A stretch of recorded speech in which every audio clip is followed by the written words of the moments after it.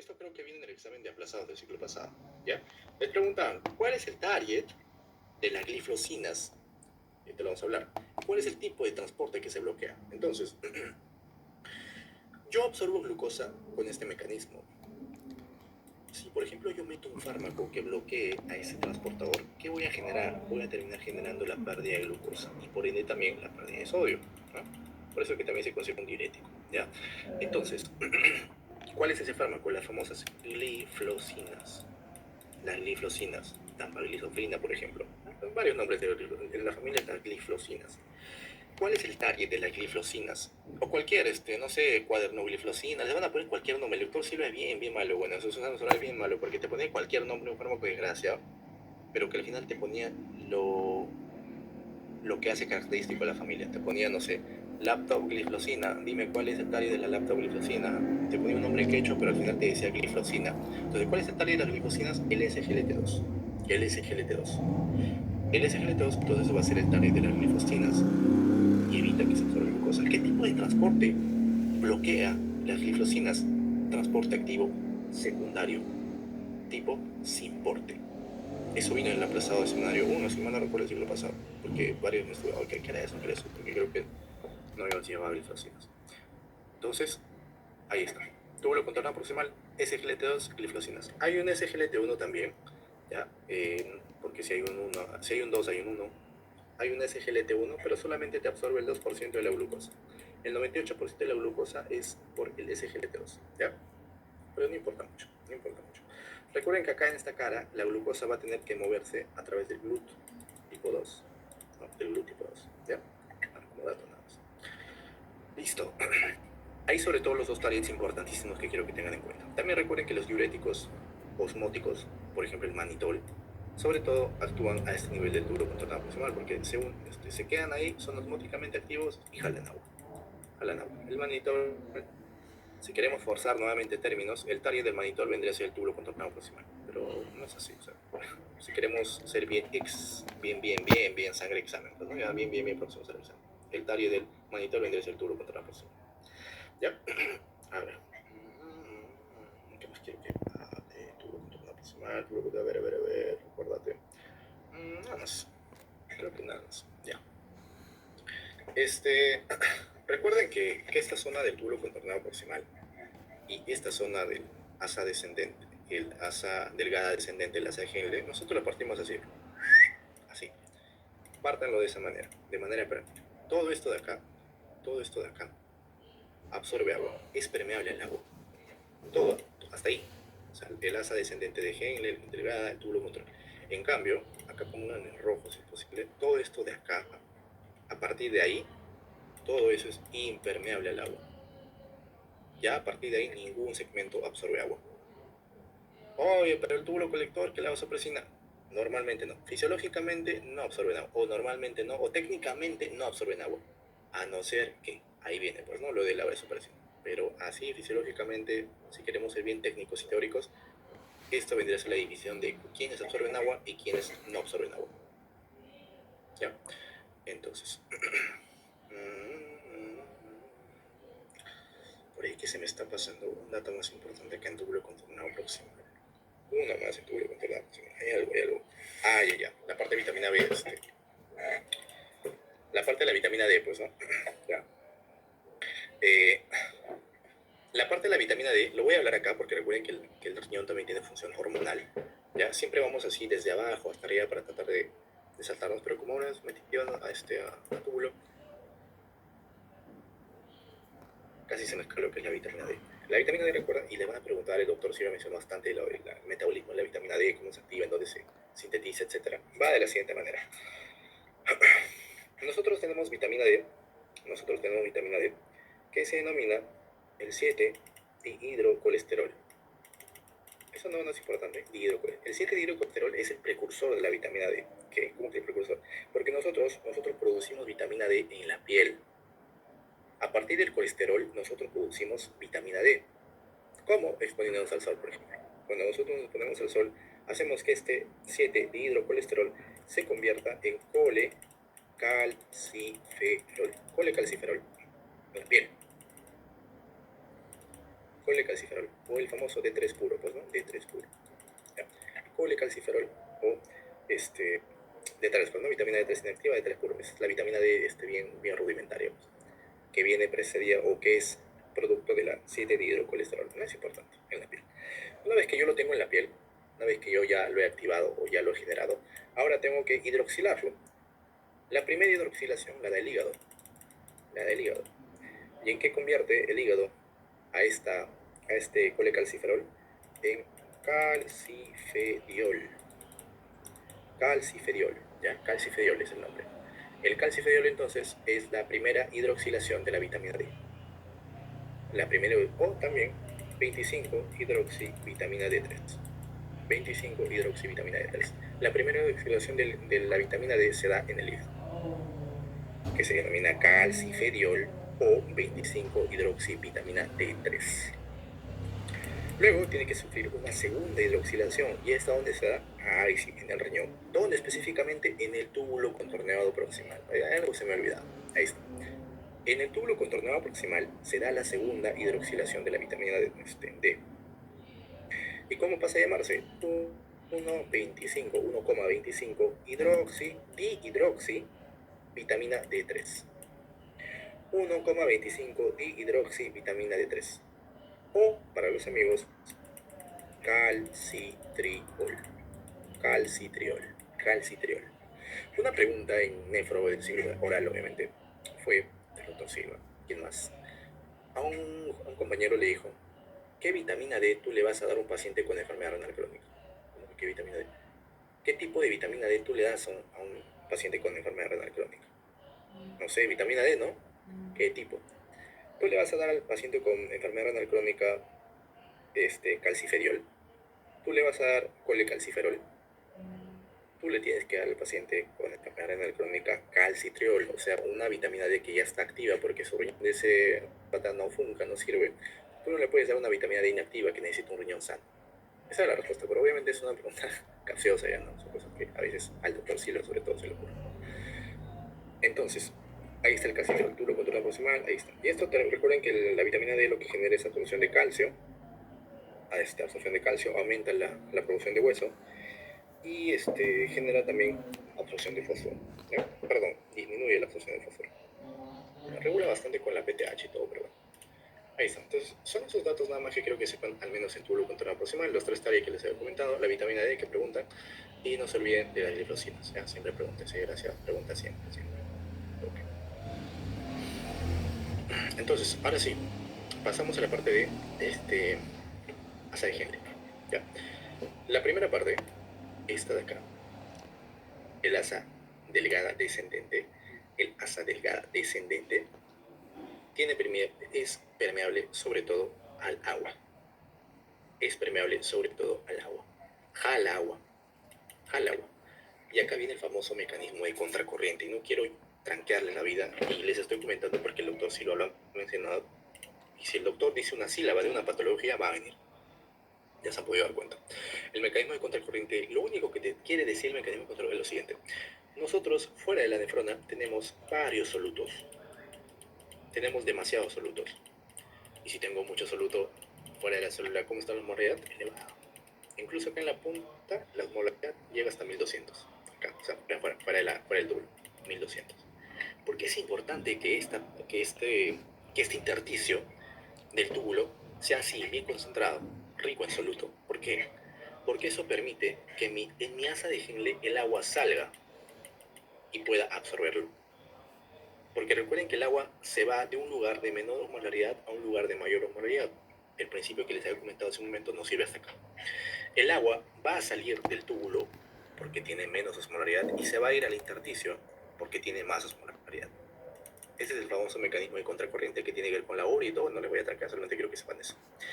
La osmolaridad o la hiperosmolaridad del intersticio del túbulo permite que nosotros podamos absorber agua de manera pasiva, porque el agua simplemente fluye. Acá no necesito canales, no necesito absolutamente nada más, el agua fluye. Asa descendente de gel, y tiene sobre todo, la única importancia del descendente de gel es que reabsorbe agua por este mecanismo. ¿Ya? No se olviden el mecanismo de contracorriente. Ahora, si más o menos voy subiendo, esta acá no sirve mucho. El que sí nos importa más es el asa gruesa, asa gruesa ascendente de Henle. La parte ascendente gruesa es la que más nos importa. ¿Por qué? Porque acá está el formulario que ya lo conocen, el famoso 2-cloro-sodio-potasio. El transportador 2-cloro-sodio-potasio, que lo que hace es meter agua a meter estos iones que les estoy comentando a la célula. 2 cloros, un potasio, y un sodio y un potasio. La furosemida, ¿en quién actúa? Acá. El TARI de la furosemida es el cotransportador 2-cloro-sodio-potasio. Yo sé que todos lo conocen, ¿no? Se utiliza sobre todo para situaciones de edema de pulmón, insuficiencia cardíaca aguda, etc. ¿Ya? Más o menos el 25% del sodio es el que se absorbe por este mecanismo. 25% es bastante. Por eso es que la furosemida es un diurético potente. Te bota todo. Y bota soluto. Soluto. Está botando soluto porque yo no observo esto. No está botando agua pura, por ejemplo. Está botando soluto. ¿Ya? Ahora, si quisiera darles un dato, porque no quiero darles solamente lo que ustedes ya saben, si quisiera darles un dato, quizás sería el hecho de que cuando yo bloqueo ese transportador, también intervengo en la absorción de calcio y magnesio, que depende de ese transportador de acá. Por ende, la furosemida también altera la absorción de calcio y altera la absorción de magnesio. Por eso tener en cuenta eso, que la furosemida podría generar hipocalcemia o hipomagnesemia. Son datos que ya les quiero comentar yo, o sea, darles ese valor agregado, pues, ¿no? Ok. Y lo otro, por ejemplo, a ver, acá en esta parte. No, nada más. Sobre todo ese mecanismo, ¿no? Ya no estamos para dar datos innecesarios. Acá yo tengo el túbulo distal, túbulo contornado distal. Entre el túbulo contornado distal y el asa gruesa de Henle, entre esos dos, yo voy a tener una zona especializada de células. Una zona especializada de células. O sea, la entrada del túbulo contornado distal o la zona final de la porción gruesa ascendente es una porción de células especializadas. ¿Cómo se denominan esas células especializadas? La famosa asa de Henle. Perdón, la mácula densa. La mácula densa se encuentra entre el túbulo contornado distal, entre la porción ascendente gruesa del asa de Henle. Recuerden que la mácula densa pertenece o actúa en todo lo que es el sistema renina, angiotensina, aldosterona, ¿no? Mácula densa, está ahí. ¿Ya? Importante ese dato. Ahora, ya les había comentado que desde acá hasta acá, toda esta zona acá es impermeable al agua. Todo es impermeable al agua. Entonces, vamos a ver. Si es impermeable al agua, ¿qué sería? Recuerden que estos segmentos acá que son impermeables al agua son segmentos dilutores. Dilutores. ¿Por qué son dilutores? Porque como son impermeables al agua, lo único que pueden jalar es soluto. Y si están jalando soluto, se termina diluyendo, pues, ¿no? El contenido del túbulo. Porque solamente estoy jalando soluto y el agua se sigue concentrando el agua ahí. Porque yo no jalo agua, es impermeable. Por eso son segmentos dilutores. Ya, no se olviden de eso. El doctor Silo lo mencionó. Ahora, acá en el túbulo distal, importante sobre todo, es un transportador que está en la parte apical de la célula. Y lo que hace es jalar sodio, o en todo caso cloruro de sodio. Sodio y cloro. Sodio y cloro. Más o menos el 5% del sodio termina regulándose acá, un 5%. Ahora, ¿cuál es? Las tiacidas lo que hacen es bloquear ese transportador de sodio y cloro y terminan generando también un efecto diurético, ¿no? Porque se pierde el sodio. Datos de las tiacidas que quiero que la hidroclorotiazida, por ejemplo, ¿no? Mi dato de las tiacidas que quiero que tengan en cuenta es que las tiacidas aumentan todo. Yo me acuerdo con que la tía siempre engríe, pues, ¿no? Sobrino, así que aumenta todo lo malo.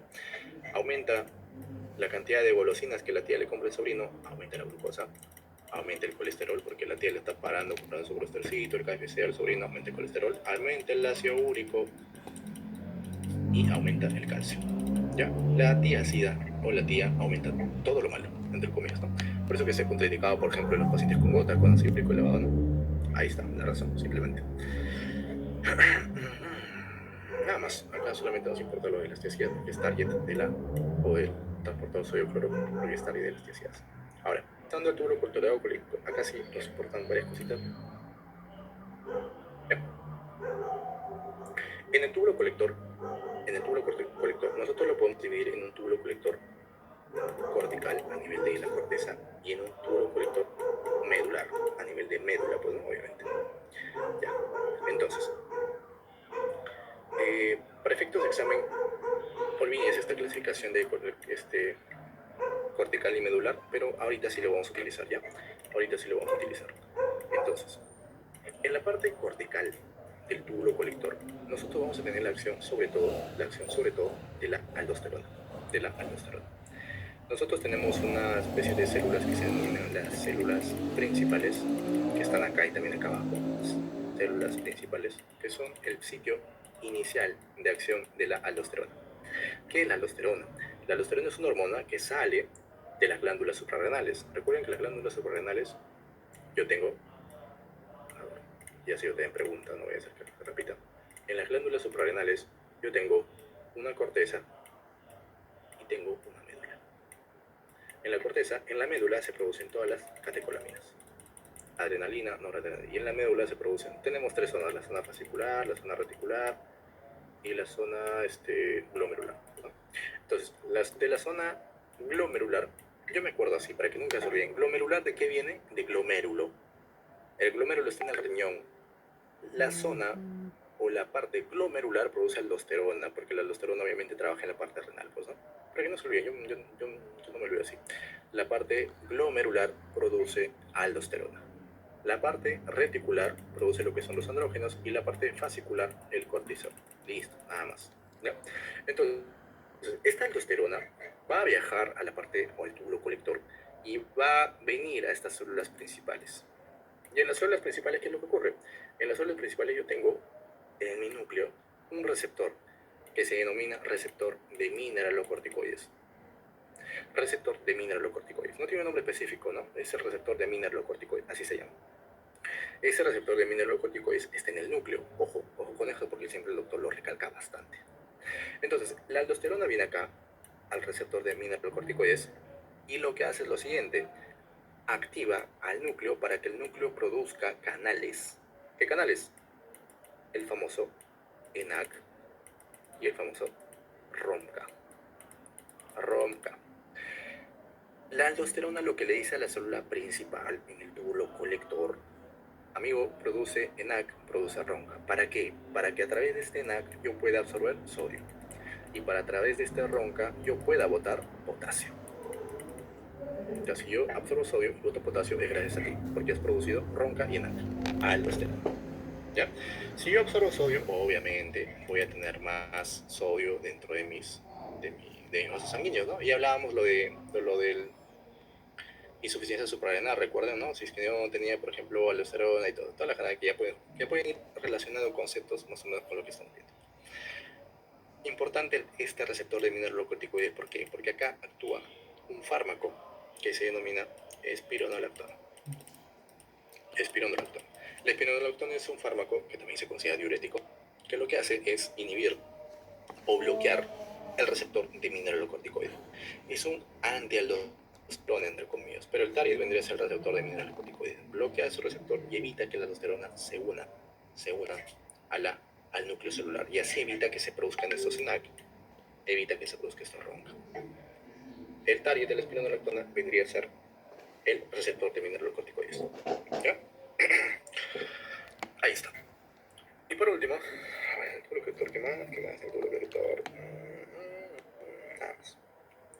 Y por último, en la parte de abajo, en la parte medular, también en la misma célula principal, van a actuar otras hormonas. ¿Qué hormona? La vasopresina. Su otro nombre para las patas, ADH o hormona antidiurética. ¿Ya? La antidiurética, vasopresina, ADH, es lo mismo. Entonces, en la célula principal, ¿qué es lo que ocurre? Igual, a nivel del núcleo, la vasopresina se va a unir a su receptor V2 a nivel de núcleo, para que esa célula principal lo que haga es producir acuaporinas. Acuaporina 2 en la cara luminal, o sea, la cara que está viendo al túbulo, la cara que está viendo la orina, y acuaporina 3 y 4 en su cara vasolateral, o sea, la cara que está viendo al vaso sanguíneo para que pueda absorber todo.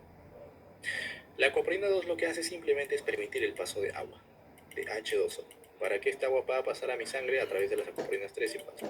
Eso es lo que hace la vasopresina a nivel del núcleo, no se olviden. Y la acuaporina 2 está en la cara luminal y la acuaporina 3 y 4 en la cara vasolateral. Preguntan, bien repetido el doctor Vargas, ¿no? Vasolateral 3 y 4 y luminal acuaporina 2. Ya me acuerdo así, a ver.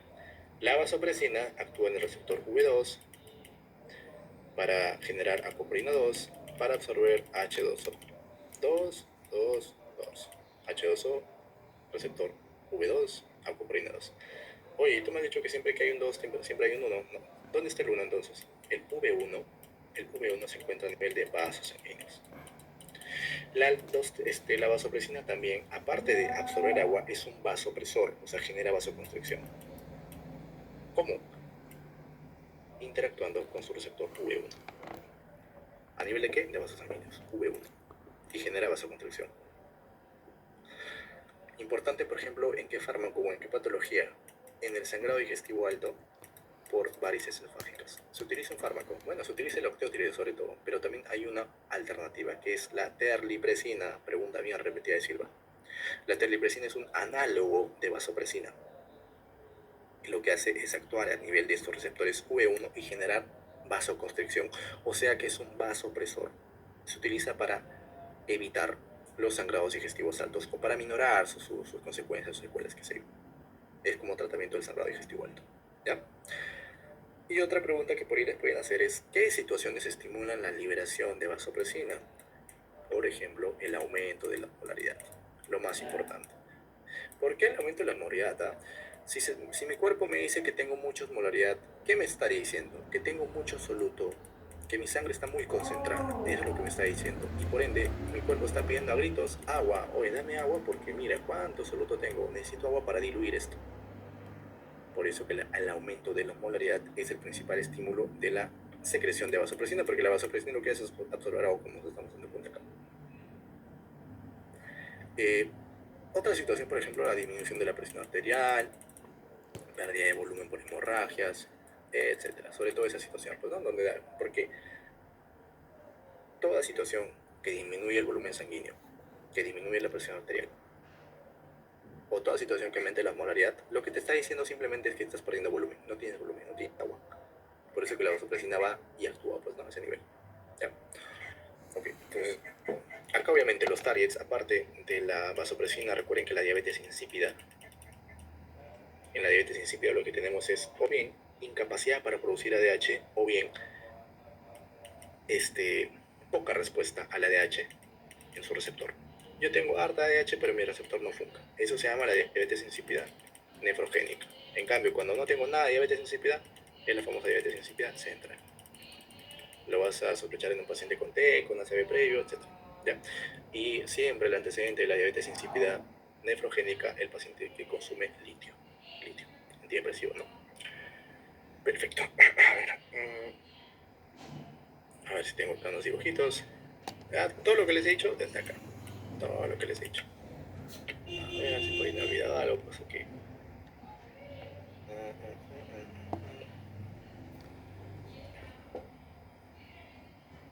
Ya. Hay fármacos que inhiben ya directamente el receptor V2, que se denominan los famosos baptanes. Baptanes. Es una familia. Creo que está el telvibaptan ahí, los baptanes. Los baptanes, el target de los baptanes son los receptores V2. Nunca han preguntado, pero por ahí se los pongo, ¿no? Y también hay fármacos que lo que hacen es inhibir, por ejemplo, ese ENaC que les había comentado, ENaC, el amiloide, por ejemplo, el amiloide sobre todo, el amiloide. ¿Ya? No han preguntado tampoco, así que generalmente no lo menciono. Listo. Bueno, chicos, yo creo que hemos terminado de Nefrona y lo que me han comentado de los diagramas, para que les haya servido, que haya quedado claro sobre todo, pues, ¿no? ¿Tienen alguna duda hasta ahí? Todo claro, todo bien. ¿Qué dice? Ya. Eso es la parte del túbulo contrario proximal, ¿no? Ahí está cómo se absorbe el SGLT2. Ahí ustedes lo dibujan, pues, ¿no? Que está cuál es el target. Acá está lo de la desacarónica, lo que les había comentado. Acá también están los targets, o bueno, los fármacos, ¿no? En donde actúan anhidrosa carbónica, osmotic diuréticos, loop diuretics, o sea, la parte de la sección, acá está. Es cuestión de poner el nombre nada más, o sea, acá está. Acá también los tiacídicos y acá está la espironolactona temporal, ¿no? Y acá está el dibujito en donde actúa, pues, para que y nada más. Bueno, esto de nefrítico y nefrótico se los debo porque ahorita me tengo que aquí también pero es una cuestión fácil, ¿ya? Es una cuestión fácil igual. Y estas son las preguntas que siempre realizamos, pues, ¿no? O sea, siempre después de todo, siempre hacemos esto, ¿no? Y ya, pero como les he comentado, de repente después lo hacemos. ¿Ya? ¿Cómo? ¿Endocrino? Sí, por minutos.